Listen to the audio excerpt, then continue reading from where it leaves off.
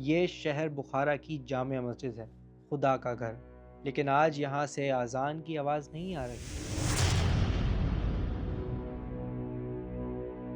اور منبر پر امام نہیں بلکہ وہ کھڑا ہے جسے دیکھ کر شاید موت بھی راستہ بدل لے۔ وہ کچھ دیر خاموش کھڑا مجمع کو دیکھتا رہا، اور پھر وہ تاریخی جملہ کہا جس نے کئی صدیوں تک دنیا کو خوف میں مبتلا کر دیا۔ وہ بولا، اے لوگوں، تم نے بڑے گناہ کیے ہیں، اور یہ تمہارے گناہوں کی سزا ہے کہ خدا نے مجھ جیسا عذاب تم پر مسلط کیا ہے۔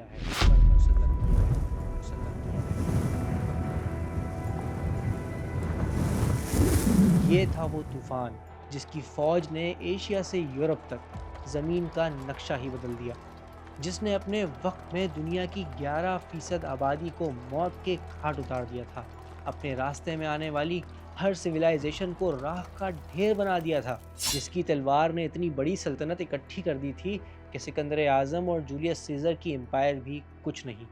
نہ دنیا نے اس سے بڑی سلطنت پہلے کبھی دیکھی تھی اور نہ آج تک دیکھی ہے۔ اس کے نام کا مطلب آج بھی دہشت ہے۔ جو تاریخ نہیں بھی جانتا وہ بھی اس کے نام سے واقف ہے۔ ظلم، بربریت اور بے رحمی کا دوسرا نام چنگیز خان۔ یہ کہانی ہے خون کی، جنون کی اور ایک ایسی غلطی کی جس نے اسلامی دنیا کو ہمیشہ کے لیے بدل کر رکھ دیا۔ یہ کہانی ہے چنگیز خان کی۔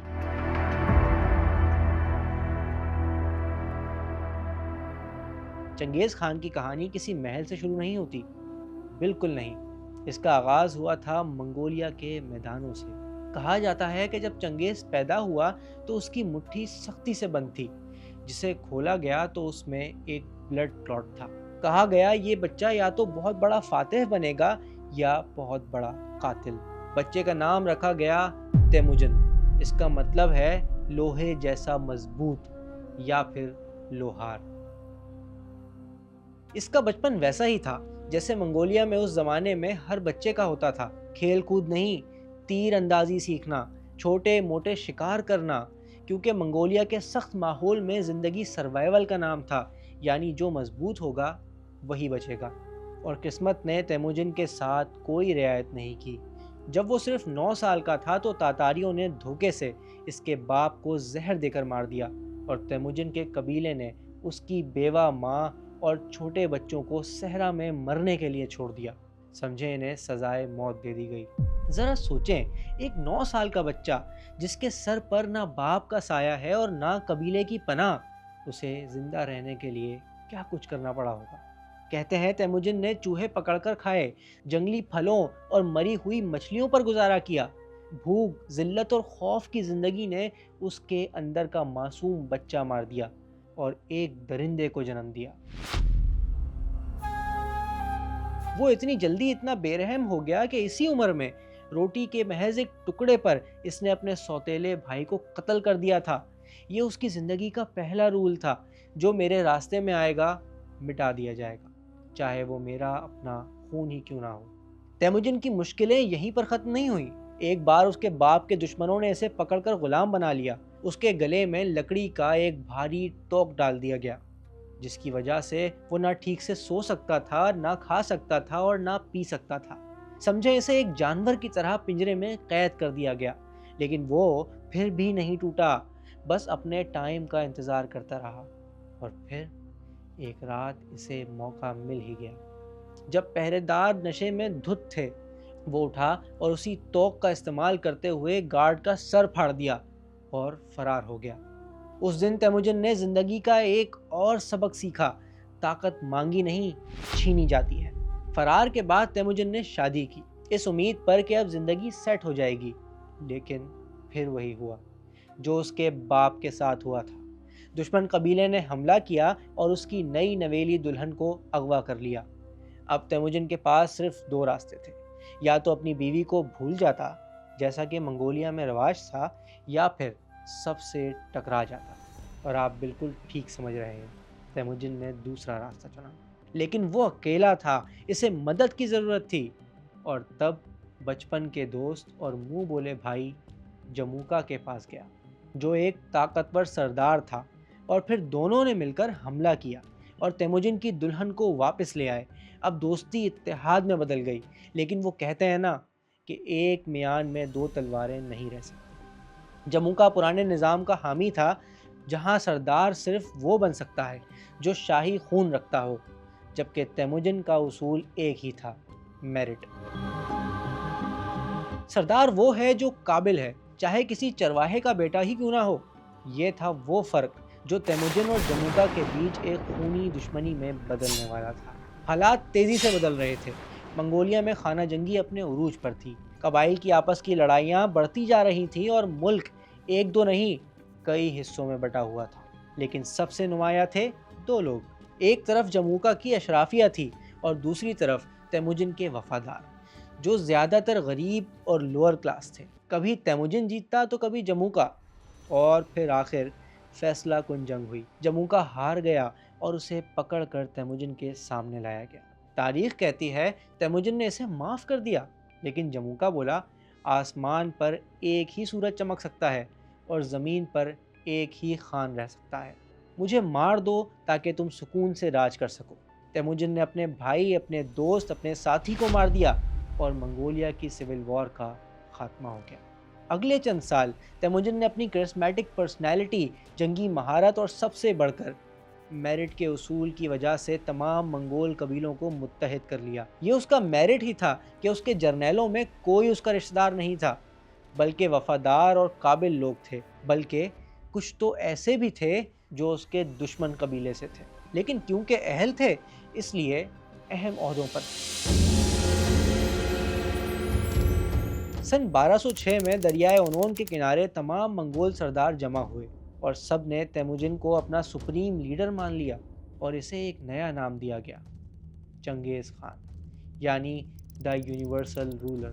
جی ہاں، صحرا کا وہ یتیم بچہ اب ایک طوفان بن چکا تھا، ایک ایسا طوفان جس کا رخ اب سویلائزڈ ورلڈ کی طرف ہونے والا تھا۔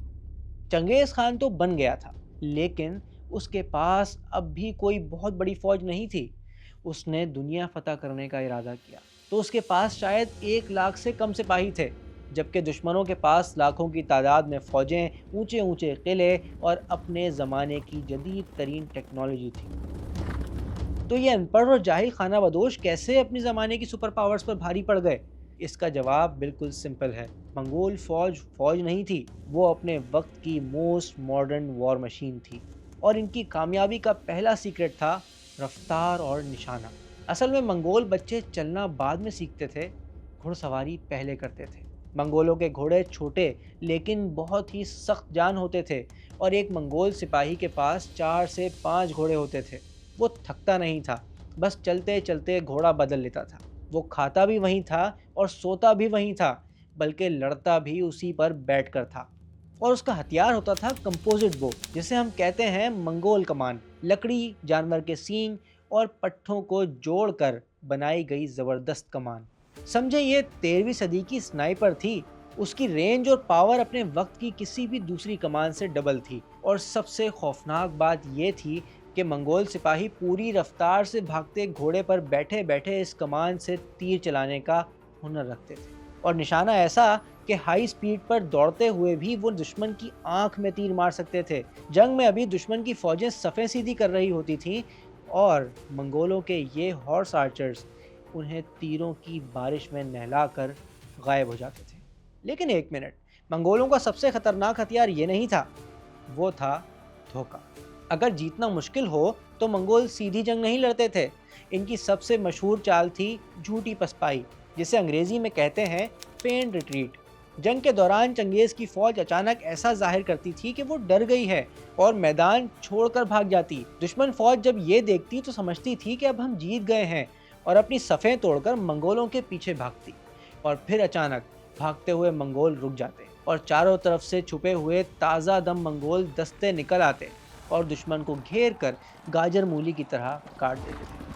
یہ وہ چال تھی جس نے دنیا کے بڑے بڑے جرنیلوں کو بیوقوف بنایا، اور یہ سب ہونے کے بعد منگول اپنا تیسرا خطرناک ہتھیار نکالتے، دہشت۔ چنگیز خان کا ایک اصول تھا، جو لڑے گا وہ مٹے گا، جو جھک جائے گا وہ بچ جائے گا۔ اگر کوئی شہر مزاحمت کرتا تو منگول اسے صرف فتح نہیں کرتے تھے، صفائے ہستی سے مٹا دیتے تھے۔ ہر زندہ چیز، مرد، عورت، بچے، یہاں تک کہ کبھی کبھی تو کتے بلیوں کو بھی مار دیا جاتا تھا، اور پھر ان کی لاشوں اور کھوپڑیوں کے مینار بنائے جاتے۔ یہ صرف وحشت نہیں تھی، یہ ایک کیلکولیٹڈ اسٹریٹجی تھی۔ چنگیز خان ہمیشہ چند لوگوں کو زندہ چھوڑ دیتا تھا تاکہ وہ بھاگ کر اگلے شہر جائیں اور وہاں جا کر منگولوں کے ظلم کی داستانیں سنائیں۔ اگلا شہر منگولوں کے پہنچنے سے پہلے ہی خوف سے دروازے کھول دیتا۔ جی ہاں، اس نے خوف کو ایک ہتھیار بنا لیا تھا تاکہ اسے لڑنا ہی نہ پڑے۔ اور آخر میں انٹیلیجنس۔ چنگیز خان جانتا تھا کہ معلومات طاقت ہے۔ حملہ کرنے سے مہینوں بلکہ سالوں پہلے وہ اپنے جاسوسوں کو تاجروں کے روپ میں دشمن کے علاقے میں بھیجتا۔ وہ سلک روڈ یعنی شاہراہ ریشم کے تاجروں سے دوستی کرتا، جو اسے بتاتے کہ دشمن کے قلعے کتنے مضبوط ہیں، بادشاہ کے پاس کتنا خزانہ ہے اور فوج میں پھوٹ تو نہیں۔ اور جب منگول حملہ کرتے تو وہ دشمن کے علاقے کو دشمن سے بھی بہتر جانتے تھے۔ تو چنگیز کے پاس دنیا کی بہترین فوج تھی، بہترین جاسوس تھے اور خوف کا ہتھیار بھی تھا، اور اس کا پہلا نشانہ بنا چین۔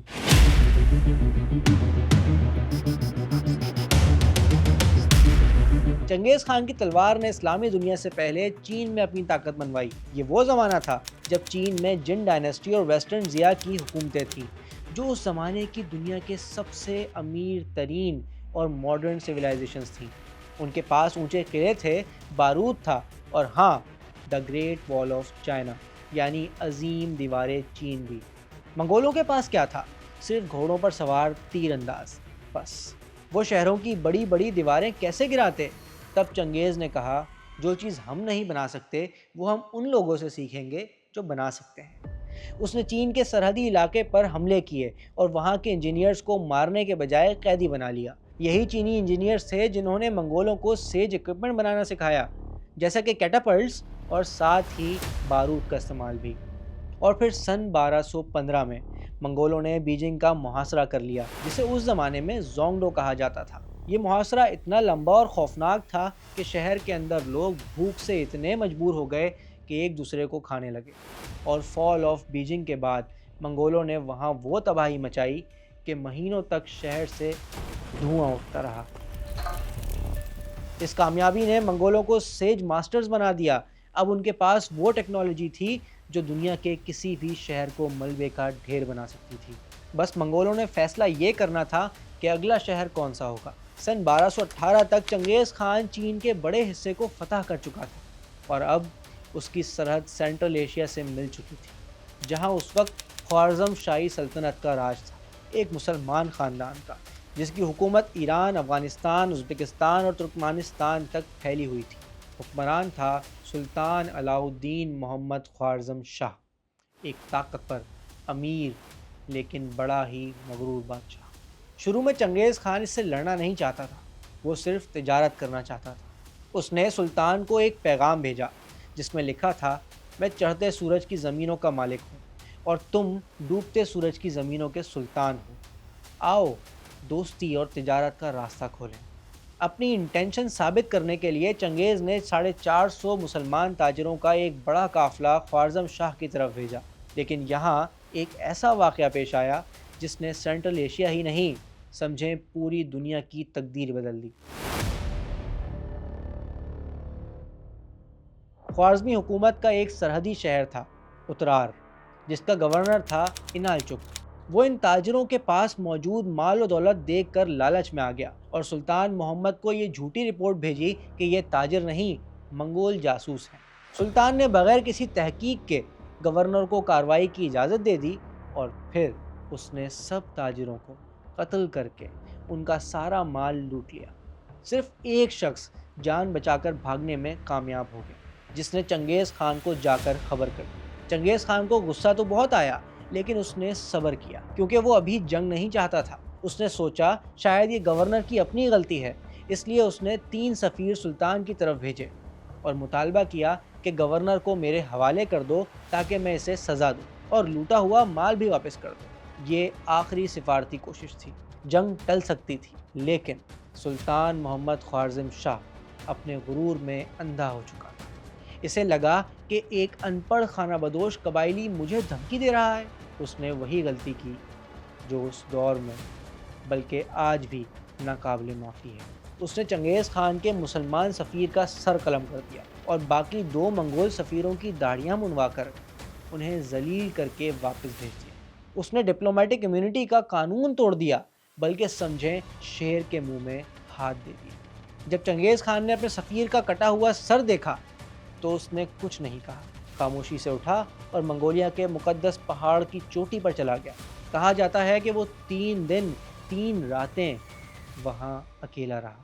تیسرے دن وہ نیچے اترا تو اس کی آنکھوں میں آنسو نہیں، صرف آگ تھی۔ اس نے اپنی فوج کے سامنے اعلان کیا، اے خدا تو گواہ رہنا، یہ جنگ میں نے شروع نہیں کی، لیکن اب اسے ختم میں کروں گا۔ اس زمانے میں بغداد میں عباسی خلیفہ ناصر لدین اللہ کی حکومت تھی۔ اس کے خوارزم شاہ کے ساتھ تعلقات بالکل بھی اچھے نہیں تھے، بلکہ ایک بار تو حالات یہاں تک پہنچ چکے تھے کہ خوارزم شاہ بہت بڑی فوج لے کر بغداد پر چڑھائی کرنے کے لیے نکل پڑا۔ وہ تو بھلا کر موسم کا، جس کی وجہ سے اس کی فوج کو راستے میں ہی واپس ہونا پڑا، ورنہ بغداد کی تباہی منگولوں کے نہیں، خوارزم شاہ کی فوج کے ہاتھوں ہوتی۔ بہرحال تو جب عباسی خلیفہ نے دیکھا کہ چنگیز خان کی طاقت ابھر رہی ہے اور اس کے خوارزم شاہی حکومت سے تعلقات خراب ہیں، تو اس نے موقع سے فائدہ اٹھایا۔ چنگیز خان کو ایک ایسا خط لکھا گیا جسے ہم اپنے زمانے کا سب سے خفیہ خط کہہ سکتے ہیں۔ آپ کو جان کر حیرت ہوگی کہ یہ خط کسی کاغذ پر، کسی جانور کی کھال پر، کسی پتھر پر نہیں لکھوایا گیا تھا، بلکہ ایک بندے کے سر پر ٹیٹو کی صورت میں لکھا گیا تھا۔ جب اس کے بال بڑے ہوئے تو اسے منگول سلطنت بھیجا گیا۔ لیکن اتنا سیکرٹ کیوں؟ اس لیے کیونکہ بغداد سے منگول کیپٹل تک جانے کے لیے لازماً خوارزم شاہی سلطنت سے گزرنا پڑتا۔ دوسرا کوئی راستہ نہیں تھا، اور کوئی بھی خط، کوئی بھی چیز بغیر چیک ہوئی وہاں سے گزر نہیں سکتی تھی۔ چھپا کر بھی لے جاتے تو پکڑے جانے کا خطرہ تھا۔ اس لیے یہ عجیب و غریب طریقہ اختیار کیا گیا، اور مزے کی بات، یہ طریقہ کام بھی کر گیا۔ جب عباسی سفیر چنگیز کے دربار میں پہنچا تو اس نے بتایا کہ خلیفہ کا خط اس کے سر پر لکھا ہے، سر کے بال صاف کر کے پڑھا جا سکتا ہے۔ اس خط میں صاف لکھا تھا، اگر چنگیز خوارزم شاہ پر حملہ کرے گا تو عباسی خلیفہ اس کے ساتھ ہوگا۔ چنگیز خان کے سامنے اب بالکل کلیئر تھا کہ اگر اس نے سینٹرل ایشیا میں قدم رکھے تو مسلمانوں کا خلیفہ بھی اس کو نہیں روکے گا۔ اب چنگیز خان نے اپنی پوری طاقت اپنے 4 بیٹوں جوچی، چغتائی، اوگدائی اور تولی اور اپنے بہترین جرنیلوں سبوتائی اور جیبی کو لے کر مغرب کی طرف بڑھا۔ اس کا ہدف اب صرف اترار نہیں تھا، وہ تھا پوری خوارزم شاہی سلطنت۔ تب سلطان محمد خوارزم شاہ کے پاس 4 لاکھ کی فوج تھی۔ چنگیز خان کے پاس تو آدھے لوگ بھی نہیں تھے۔ وہ چاہتا تو ڈٹ کر مقابلہ کر سکتا تھا، لیکن سلطان کے پاس ایک چیز نہیں تھی، حوصلہ۔ جنگ کے بادل منڈلا رہے تھے۔ دنیا کی سب سے بڑی مسلم سلطنت کا ٹکراؤ تاریخ کے سب سے خوفناک فاتح سے ہونے والا تھا، لیکن یہاں سلطان محمد نے ایک ایسی غلطی کی جس نے اس کی لاکھوں کی فوج کو ناکارہ کر دیا۔ سن 1219 چنگیز خان اپنی فوج کے ساتھ خوارزم شاہی سلطنت کی سرحد پر پہنچ چکا تھا۔ یہ صرف ایک فوج نہیں تھی، یہ ایک آندھی تھی جو 3 اطراف سے حملہ آور ہو رہی تھی۔ سلطان محمد خوارزم شاہ کے پاس 4 لاکھ سے زیادہ کی فوج تھی، جو منگولوں سے تعداد میں کہیں زیادہ تھی، اور اگر وہ ایک جگہ اکٹھے ہو کر لڑتے تو شاید تاریخ کچھ اور ہوتی۔ لیکن سلطان محمد کے دل میں خوف بیٹھ چکا تھا۔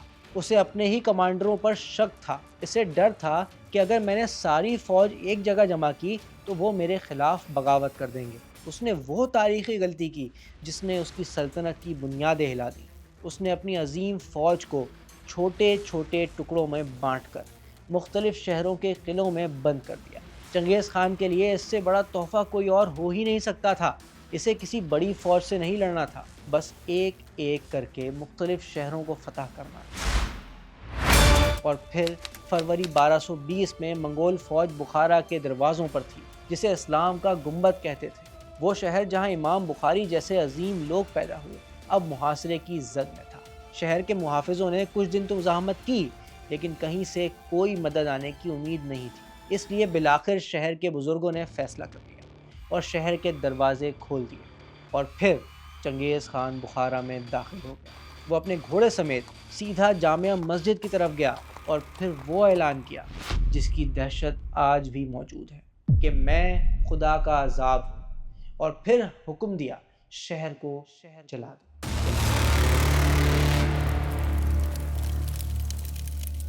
بخارا جو صدیوں سے علم کا مرکز تھا، چند دنوں میں راکھ کا ڈھیر بن گیا۔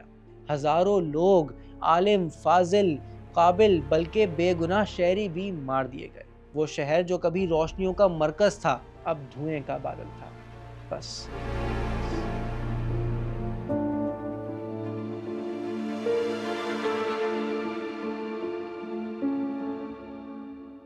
بخارا کے بعد باری آئی سمرقند کی، پھر بلخ، پھر مرو، مختلف شہر اور ایک ہی کہانی۔ منگول آتے، محاصرہ کرتے، اور اگر شہر فوراً ہتھیار نہ ڈالتا تو قتل عام کا حکم دیتے۔ نیشا پور میں تو انہوں نے انتہا کر دی۔ اس شہر کا محاصرہ چل رہا تھا کہ شہر کی فصیل سے شاید غلطی سے کسی سے تیر نکل گیا جو سیدھا ایک منگول سپاہی کے لگا۔ وہ کوئی اور نہیں، چنگیز کی لاڈلی بیٹی کا شوہر تھا، جس کے کہنے پر چنگیز نے حکم دیا کہ اب اس شہر میں کوئی چیز زندہ نہیں بچنی چاہیے، یہاں تک کہ بلیاں اور کتے بھی۔ نیشا پور میں منگولوں نے اتنے لوگ مارے کہ ان کی کھوپڑیوں کے مینار بن گئے۔ خوارزم شاہی سلطنت جو کچھ عرصے پہلے تک دنیا کی سپر پاور تھی، اب دنیا کا سب سے بڑا قبرستان بن چکی تھی۔ اور وہ مغرور سلطان محمد، اس کا کیا ہوا؟ وہ اپنی فوج کو چھوڑ کر بھاگ گیا۔ منگولوں کے دو بہترین جرنیل جیبی اور سبوتائی کتوں کی طرح اس کا پیچھا کر رہے تھے۔ وہ ایک شہر سے دوسرے شہر بھاگتا رہا، لیکن اسے کہیں پناہ نہ ملی، یہاں تک کہ کیسپین سی کے ایک چھوٹے سے ویران جزیرے میں جا چھپا، جہاں بھوک، بیماری اور تنہائی کے عالم میں اس کا انتقال ہو گیا۔ وہ بادشاہ جس کے پاس کبھی دنیا کے سب سے قیمتی خزانے تھے، مرتے وقت اسے کفن کے لیے کپڑا بھی نصیب نہ ہوا، اسے اسی کے پھٹے ہوئے لباس میں دفن کر دیا گیا۔ یہ تھا غرور کا انجام۔ ایسا لگا کہ بس کہانی ختم ہو گئی، لیکن نہیں، راکھ کے اس ڈھیر میں ایک چنگاری ابھی باقی تھی، سلطان محمد کا بیٹا جلال الدین خوارزم شاہ۔ وہ اپنے باپ کی طرح بزدل نہیں تھا۔ اس نے اپنے باپ کی قبر پر قسم کھائی کہ وہ آخری سانس تک منگولوں سے لڑے گا۔ ادھر چنگیز خان کو خبر ملی کہ سلطان مر چکا ہے، لیکن اس کا بیٹا زندہ ہے اور وہ باقی فوج کو اکٹھا کر رہا ہے۔ تو اس نے مسکراتے ہوئے کہا، شکار ابھی باقی ہے۔